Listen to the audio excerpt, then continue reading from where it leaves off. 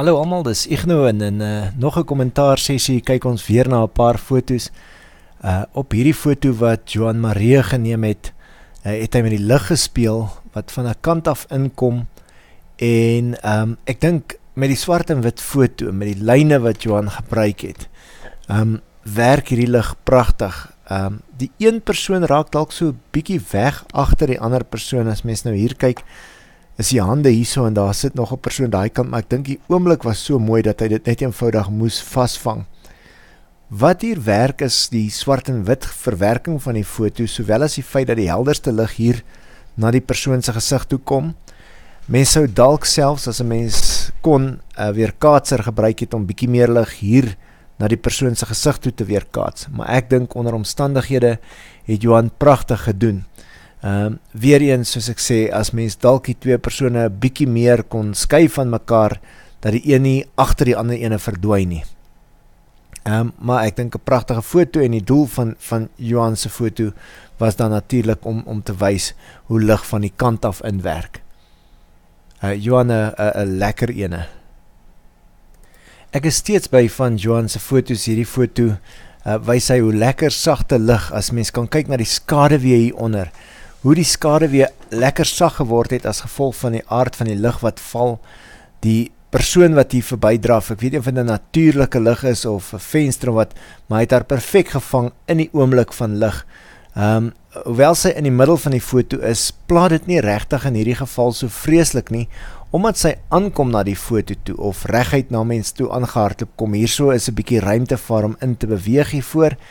Iets wat dalk 'n bietjie steur, wat 'n mens sou kon werk mee met exposure compensation, of daai EFV-stedeltjie op die kamera, is as jy daar agter kyk, sal jy sien daar so sit 'n persoon, en dit steek so 'n bietjie uit agter hierdie dogtertjie wat nader kom.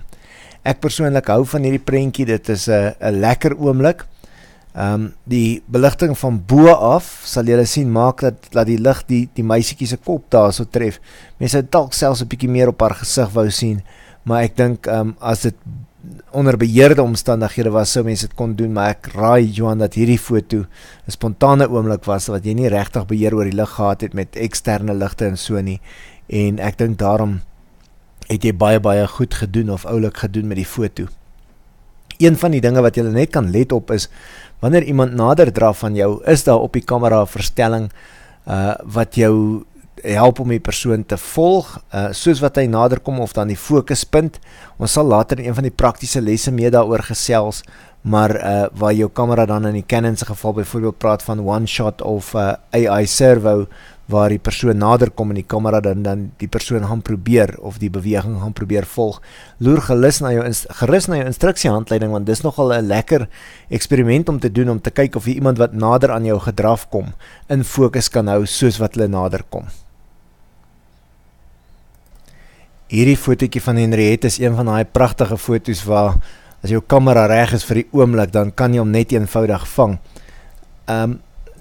Die wonderlike van die foto is, hoewel die fiets reg in die middel geplaas is van die foto, en 'n mens altyd die reël van derde sou wou hê, het Henriette hier daarin geslaag, omdat sy 3 ouetjies het, en met die lyn wat hier werk, sal julle sien, as mens van links af kyk, dan werk hy op. Nou, dit is net uitstekende plasing, soos wat hulle gestaan het, werk hierdie lyn op na die tweede ouetjie toe, en na die derde ouetjie toe, en het ons 'n natuurlike driehoek, as ons nou hierso kyk, wat so vorm, met die fiets reg in die middel van hierdie driehoek. En ek dink dis sommer een van die lekker vasgevangde oomblikke. As 'n mens hierdie oomblik sou wou poseer, wat natuurlik tot baie ander probleme sou lei, want dan het jy iemand gehad wat meer geïnteresseerd kon wees in die kamera as van die persoon. En dan sou mens dalk 'n weerkaatser kon gebruik om bietjie meer lig op die gesiggies te kry, maar vir wat Henriette gedoen het, as ons kyk na die lengte van die skaduwee, dit was redelik helder dag gewees, middeldag, en ek dink 'n pragtige stukkie werk. Onthou altyd, ons oë werk ook na kleur toe, so die rooi van die fiets is ook een van die dinge wat maak dat hierdie foto werk. En natuurlik, ek sien Henriette sê, dis 'n splinter nuwe fiets, en die ketting wat hulle terug sit en so op hierdie nuwe fiets, maak dat die fiets, hy blink nou nogal so ewe, en trek van nature ook nog meer aandag. So baie lekker ene, en 'n foto wat as mens terugdink daaraan, dan sit sommer so 'n mooi herinneringsfoto. Nou hierdie foto wat Willem geneem het, is een van die foto's wat net wys, as 'n foto pragtig skerp is, as die onderwerp primêr die foto vorm, dan het jy net eenvoudig 'n redelike wenner. Willem het nie te veel ander lig nie, hy het waarskynlik 'n lekker goeie zoomlens opgehad hierso. Hy noem ook dat dit by Giant's Castle is, waar die Aasvoël restaurant is, maar Willem, ek dink jy het uitstekend gedoen om hierdie ouetjie in die lig vas te vang, om gefokus te kry, om hom in 'n posisie in die foto te hê, dat hy, jy weet, daar's 'n natuurlike vorm in die foto, ek wil amper sê mense oog begin hier links met die vlerk, hy word afgelei na die gesig toe en saggies uitgelei uit die foto uit. Ek dink 'n pragtige stukkie werk met die agtergrond wat lekker uitfokus is en 'n mens se aandag word gefestig op die gedeelte van die foto waar jy graag wil fokus.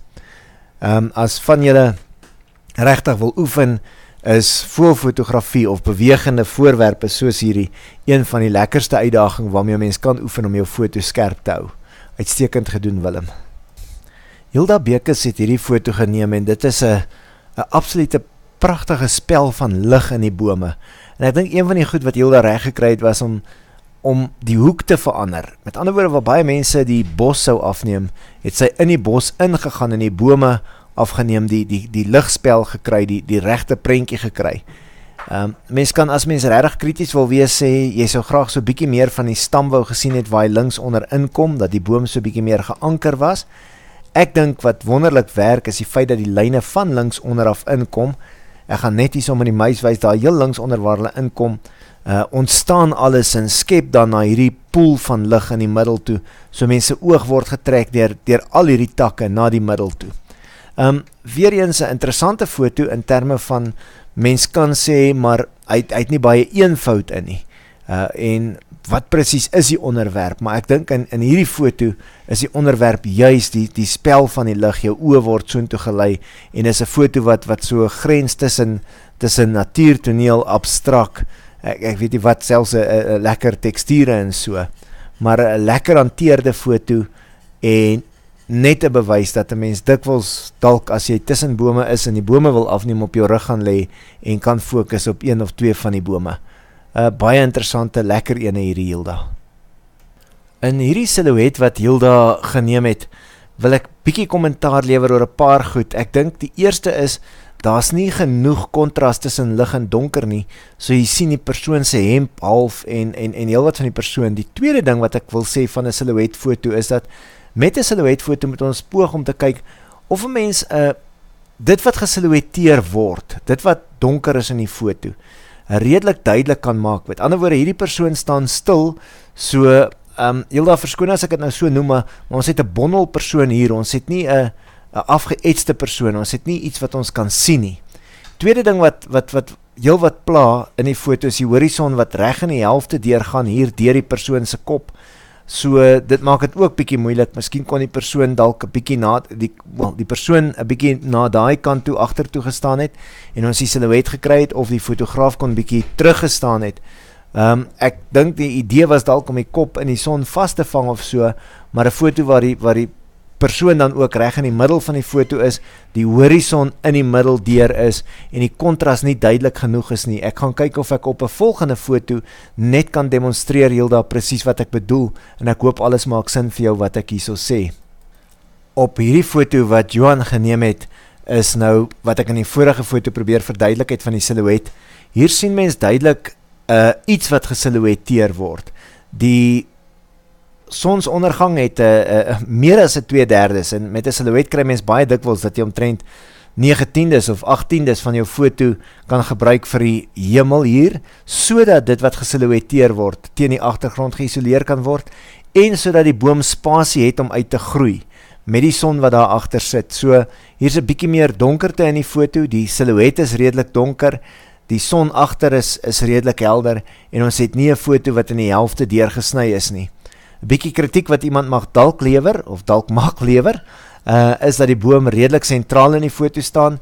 Ek dink Johan het gewerk met die son wat daar agter die boom is, ten opsigte van sy posisionering van die foto, en ek dink ook wat hy probeer doen het, julle sal sien die boom is effe regs met die son effe aan die linkerkant, en dan hierdie takkies wat hier so aan die regterkant mense oog 'n logiese uitleiding uit die foto uitgee.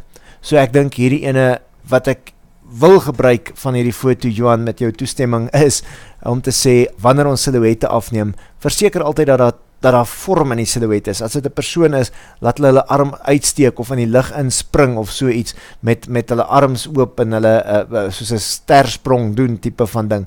Want dan sien jy die silhouet van die persoon eerder as wat hulle net wegraak binne in die foto in die donkerte in. Hoop het maak alles sin en ek sien julle op 'n volgende kommentaarbeurt en laat weet gerus wat dink julle van die kommentaar en as julle nie saamstem nie, vra ek julle baie mooi asseblief onthou, dis bloot my interpretasie van die foto's. Ek gee so 'n bietjie advies, maar elke persoon het die reg om sy eie foto te geniet, net soos die foto geneem is. Vir my gaan dit oor die leerproses hier en om vir ons almal soveel moontlik te bied. Hoop julle geniet dit en ja, ek sien uit om nog foto's op die mentorskap program te sien en te sien hoe ons teen die einde van die jaar 'n ongelooflike fotoreeks bymekaar slaan tussen ons almal se foto's. Baie dankie vir die samewerking en samespeel sover en ons gesels weer in 'n volgende video verder.